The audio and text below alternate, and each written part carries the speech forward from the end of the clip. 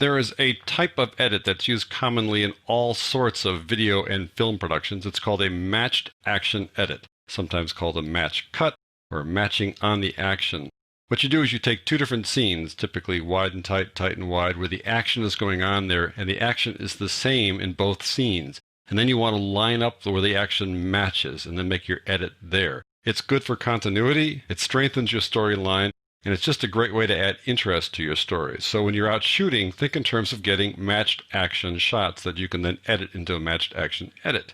I'm going to show you how to do that in Premiere Pro using something called markers. Markers make it easier to do matched action editing. So let's go to Working Files, open up Projects, and open up 0703 Matched Action. We're going to revisit the interview sequence and the piano sequence. The deal in the interview sequence is to cover up this kind of clumsy zoom here, where it starts right about so there. Chase them around the court and keep them on their toes. And then settles down there. So we want to be able to cover that up. And before we kind of felt our way around, this time we're going to be more precise. We're going to use markers to be more precise. Let me just go over here to the beginning of that funky zoom.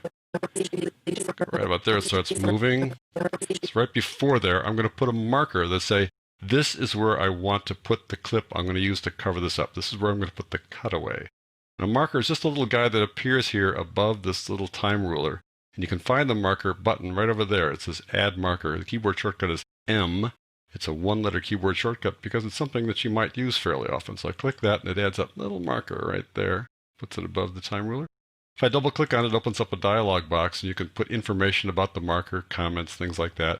You can use markers for several purposes, including chapter markers inside a DVD project or creating a link to a website. Our concern here is just to have a placeholder so we can make our edit go a little more smoothly. So I'll cancel out of this. There's also a new markers panel in Premiere Pro CS6. There it is, and has our marker over there as well. But again, our concern here is just to use this as a placeholder, not to do anything more specific with it. So I'm going to go back to the project panel so you can see that. So we place this marker here where we want the cutaway to begin. Let's go over here to where we want it to end. Let's see where the shot settles down. So you can make a winning shot. Right about there, it settles down. So I'm going to put a marker here as well using the keyboard shortcut M. Two markers, all right? So let's go over and find the shot that I want to use as a cutaway. So we go to Interview here, and we got these shots. I'd rather go to Icon View, so I click on that. And now I've got to Control double click on this bin to open it up here in place. There we go. Scroll down here. Which one am I going to use? Well, I've used that one already in the previous lesson or a couple lessons ago. So let's use this one. It's obviously very similar. Let's double click on that to bring it into the source monitor. I want to find some place where hands more or less match the action on screen. So I need to make sure I'm at the opening shot at the first marker here. I can just drag my cursor over to approximately where it is. But if I right click here and say go to previous marker, it'll be right there. If I go a little bit ahead of it, I can see how she leads into that shot. There is not. So that you can chase them. So she moves her hands kind of side by side there. Okay, so I'll go to that marker again, go to the next marker. So that's the shot we want to match. I'm going to go over here and try to find something that matches that. Take a look at it here. So what's really critical about the backhand is that you have to have the right grip. It's a continental. So it's kind of similar there. I'm just going to scrape through here. More or less like that. It's pretty close. People aren't going to be too focused on the hands, but that's a pretty good one right there. You see how that lines up with that? That's pretty close. So what I'm going to do is I'm going to put a marker there as well. I could just put an endpoint there and drag it down to that marker, but I want to put a marker here to show you that you can do it.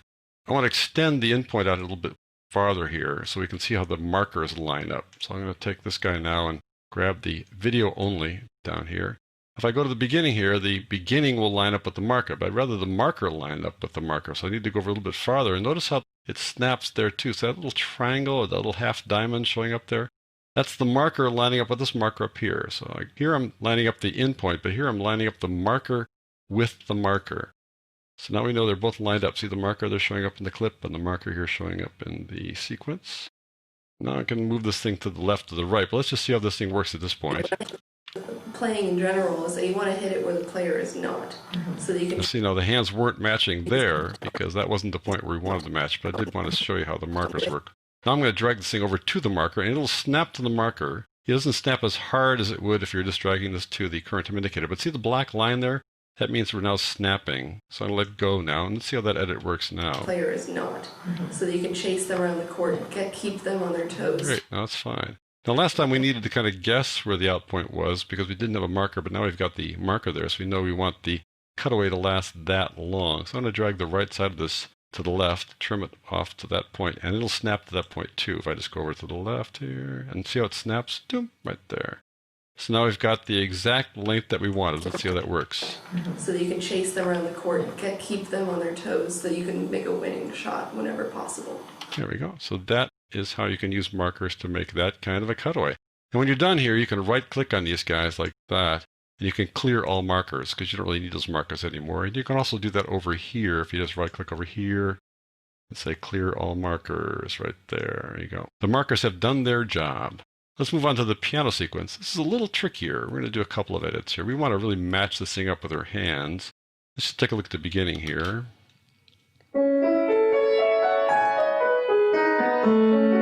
We want to put an edit right there, that bottom where she goes bottom on her left hand. Bottom right there. So we need to find a shot that'll match there. So let's go back up a notch over here in the project panel and control double click here on the piano bin to open it up in place.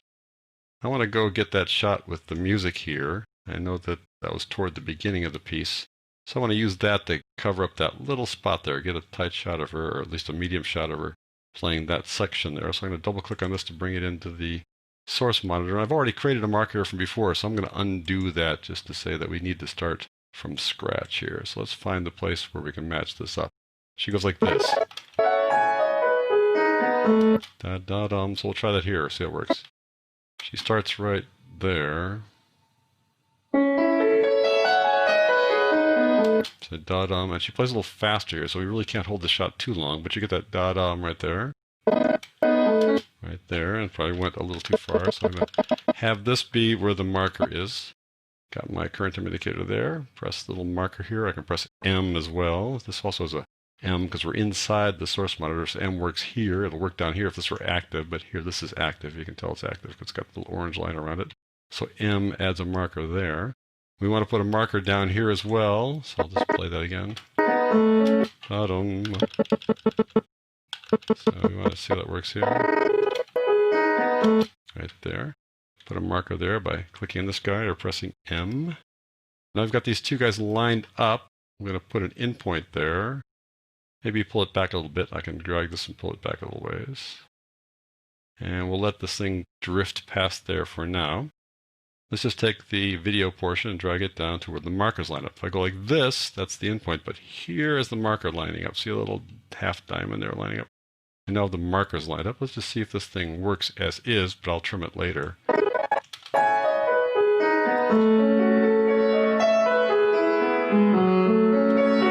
So that works pretty well. I'm going to trim this thing to the marker now. It snaps to the marker. We'll hold it just for a phrase there. So we'll cut there. We can come back to this if we want to.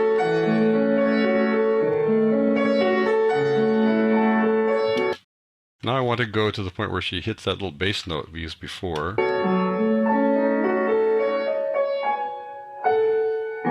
Now that bong right there. We're going to use that as a marker, but we're going to have that be sort of the center of a longer clip.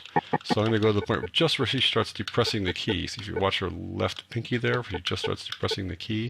I'll put a marker there by pressing M. Let's go to the shot that looks down the piano from a low angle, this guy right here, and open that up. I want to get to the point where that finger just touches that key. Right there. Just where she starts depressing the key. Right there.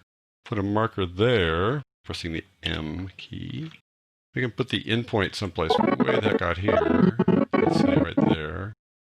We're not going to worry about the out point at this point. Now I'm going to drag just the video down here such that the markers line up. So where are those markers? Right there. That's where the marker lines up. See it lining up there? Now it looks like that little hourglass thing there. There you go. It's lining up like that. Now we probably don't need to have it last this long. Maybe I'll just listen to it for a second. Let's bring this over and see if it'll fit, because we know that the timing's a little off here.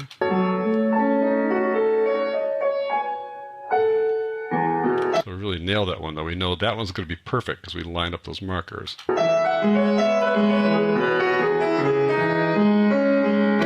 Now we'll cut out of there. We can come back to the shot.